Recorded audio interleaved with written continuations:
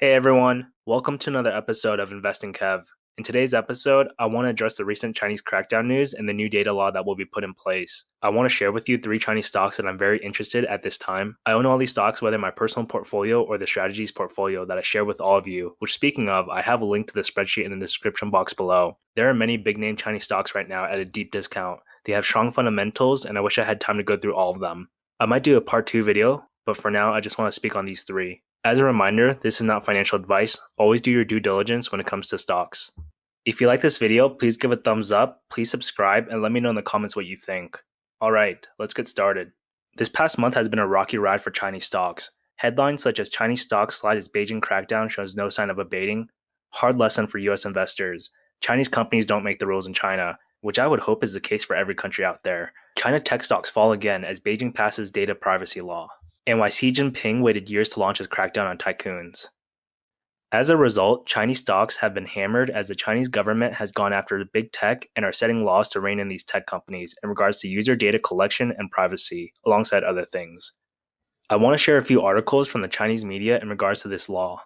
This is from the South China Morning Post, where China is set to pass new law to protect legitimate rights on personal data. It says in this article that the draft has several revisions, including the ban on algorithmic discrimination, a common practice among Chinese internet companies where a platform charges different prices to different users based on how much it thinks they are willing to pay. It says that the revisions were needed to protect the legitimate rights of individuals who feel strongly about the use of new technologies such as user profiling and recommendation algorithms, the use of big data in setting unfair prices for frequent customers, and information harassment in the sale of products and services.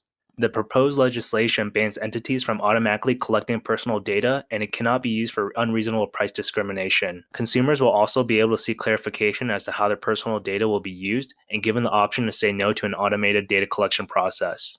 And in this CGTN article, it says it clarifies the rules for personal information processing and cross-border provision and the obligations of personal information processors, and states that no organization or individual may illegally collect, use, process, or transmit personal information, or illegally trade, provide, or disclose personal information.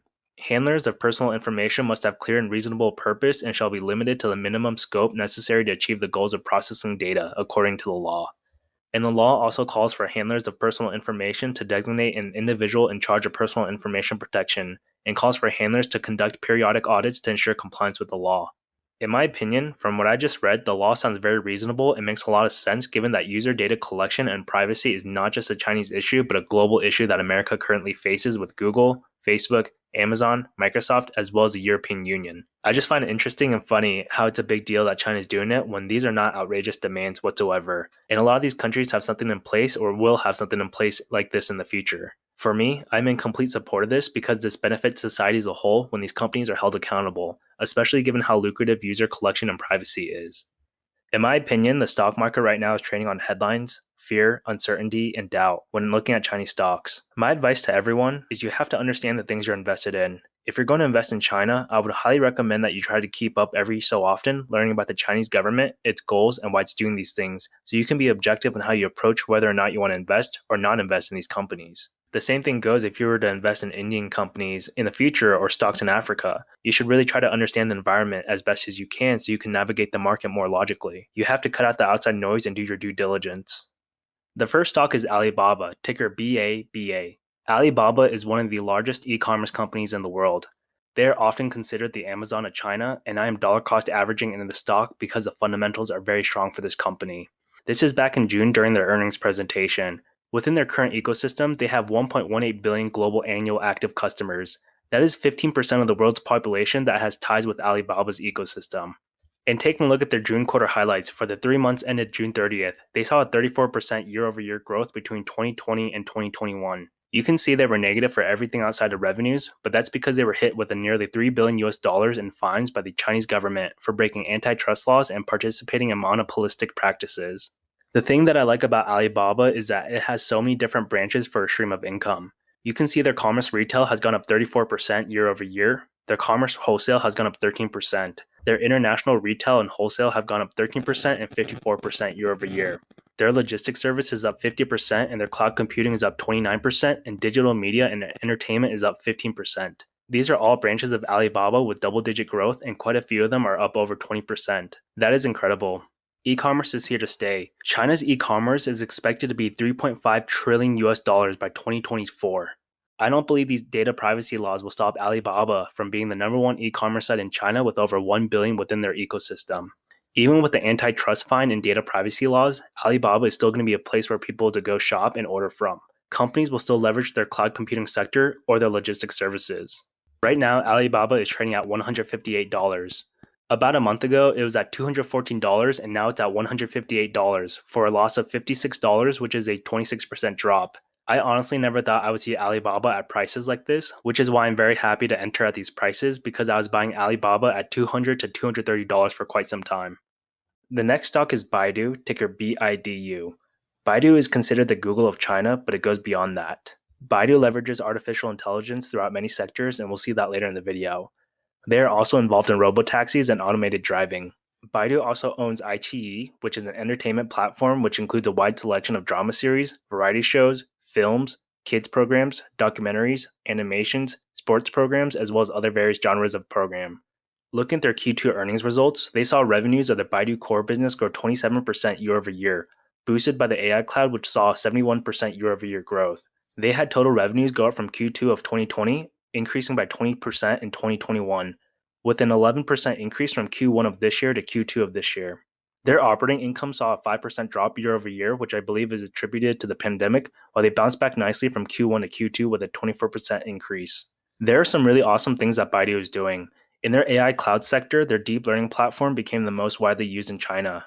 Their Paddle Paddle developer community, which is an open source project helping people commercialize artificial intelligence, grew to 3.6 million users and serves 130,000 businesses.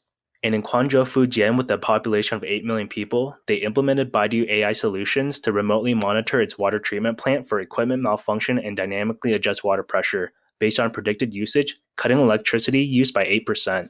And in Songgan, they signed with Apollo Ace to deploy V2X Smart Highway to remotely detect highway maintenance needs, assess road closure for poor weather conditions, and identify travelers who dodge toll terminals. And back in June, Baidu introduced Apollo's 5th generation robotaxi, which again saw a 60% drop in cost per mile. And in June, Baidu's monthly active users reached 580 million people and daily logged in users reaching 77%.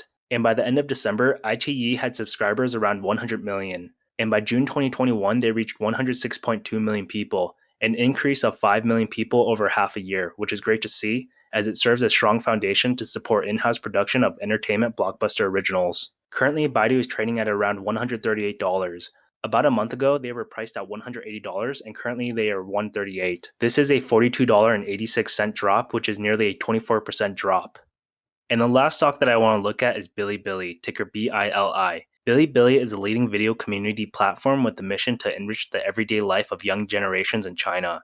They have a full spectrum of videos from lifestyle, anime, games, entertainment, tech, and knowledge, and many more. With their high-quality content, they have become the welcoming home of diverse cultures and interests and the destination to discover cultural trends and phenomenon of the young generations in China. With that being said, there is a definite cause for concern on the crackdown on time spent on video games by the Chinese government. This has been talked about for years, so it's not really anything new, but it's definitely new in that it's brought back into the news cycle. This article from CNBC came out earlier this month, and it's in regards to Tencent, but it definitely has an effect on Bilibili. In this CNBC article, they talk about an article released by the Economic Information Daily, which says that the online gaming addiction among children is widespread and can negatively impact their growth. The article said that in 2020, more than half of China's children were nearsighted and online games affect their education.